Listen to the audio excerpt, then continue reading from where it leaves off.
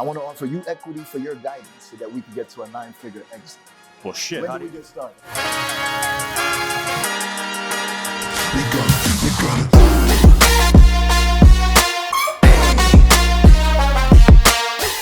What's good, everybody? This is your guy, Beez. And yes, Entrepreneurship Exposed, we always have these longer conversations, but I wanted to try something new because I have an amazing person right here, Derik Fay. Oh, man. Hey, listen, thank you for taking a few moments to meet me. Of course. My pleasure. And what we're going to do, this is called 3 questions. I have to actually write down my questions, right? We got to be prepared. 3 questions with Derik Fay. Oh, boy. Here we go. Here we go. So we're both in the same space. Yeah. You at a higher level than I am. I don't know about that. I took a peek at what you're doing. Thank you, sir. Thank you, sir. What are your thoughts on business acquisitions being the best investment opportunity out there, especially with the upcoming wealth transfer from the baby boomers that have no succession plans? I don't think there's ever been an opportunity so large, at least in our lives. And so for me, when I look at so many meaningful companies, I call it where the founders or owners are aging out. Yes. And the opportunity in that, in the small to mid ranges, guys like us get to come in with our teams and very quickly add technology, SOPs, small things that most often sometimes 10, 20, 30, as much as a 50% bump right out of the box. Agreed. And so I don't know of another asset class that has existed in my lifetime that you can do that. Agreed. Especially when you acquire a business that comes with real estate. Now you got 2 assets. 100%. Right 100%. away. And I tend not to pick up the real estate for my own reasons, but you're Really? absolutely right. You're absolutely Really? right. I've always looked at it as right or wrong. Yeah. I'm opportunistic on real estate. For me, business is business, and money spent on real estate is money I'm not spending on acquiring additional businesses.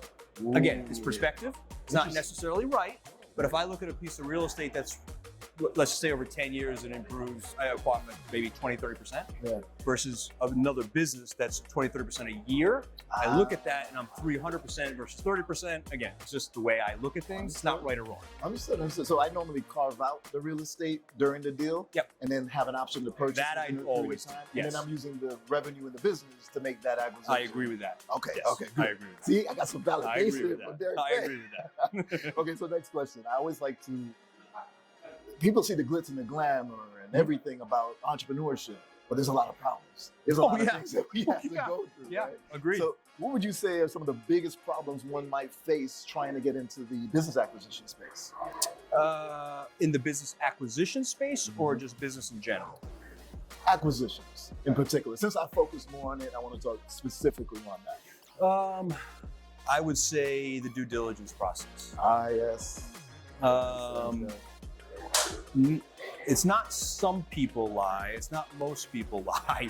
It's that they all lie, and some of them don't even know the degree to which they are misleading. Is a better word. Yeah.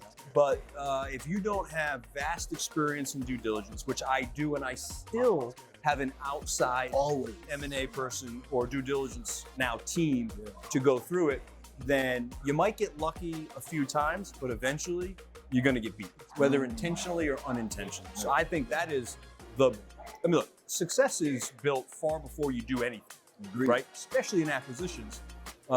What's shiny is not always gold. Definitely. And so, we'll focus on your financial due diligence, Yep. focus on your legal due diligence. I like to also do industry due diligence. 100%. Right? Is there any other category that you would have mentioned? I mean, I guess, I don't know if I would call this people due diligence. People due diligence. What does the team look like? What does the C-suite team look like? Exactly. Is retention crazy low? Is it crazy high?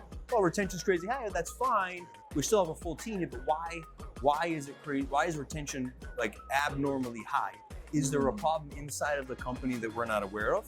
And if retention is really, really bad, that could be circumstantial. It also could be the sign of toxicity at the highest level, or it could be things. So anyway, that's always a box that we try to check. It's very difficult to do because as you're going through that process, you don't have unfettered access to the team, but we really push on that as kind of like that last thing that we want to do personal interviews, and we go deeper than just a C-suite team.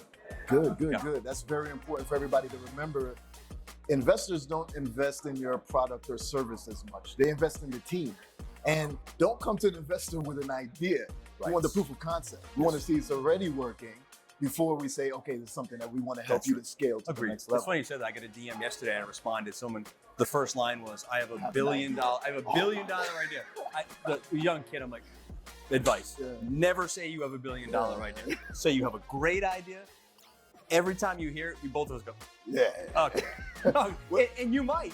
But you can't say. Exactly. And when we see too many investment opportunities are brought to us for us to take each one of those seriously. 100%. So we want to see the ones that have already executed to some degree. Agreed. Proof of concept, y'all. Proof of concept. Go. So I encourage, you said something today on stage, and I always tell this story of, I remember the day in high school in Brooklyn.